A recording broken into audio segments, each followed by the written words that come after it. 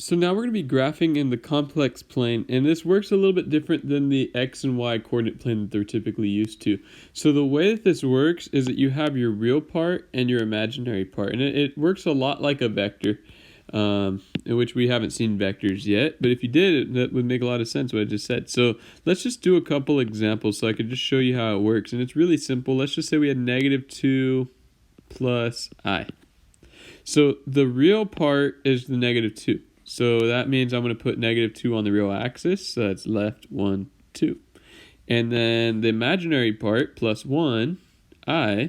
If you think about that, that's 1i. So I'm going to go up 1. So this number would be right here.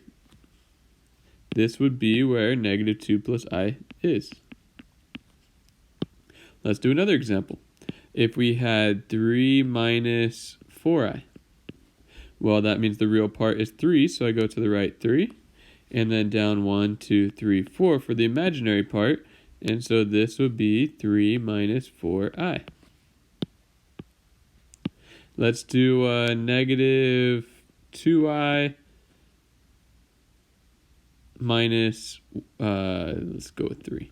So here the real part is -3, so I go to the left 3 on the real axis, and then down 2 on the imaginary axis.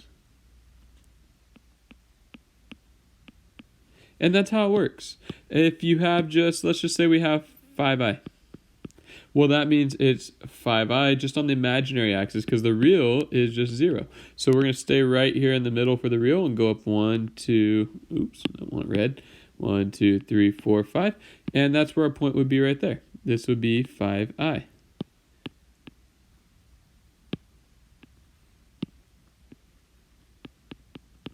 And last, if you had to graph, let's just say 7, then there's no imaginary part, so we just go to the right 7, 4, 5, 6, 7 on the real axis, and boom, that would be 7. And that's just an overview of how to graph on the complex plane. It's pretty simple. Don't overthink it, and good luck with the assignment.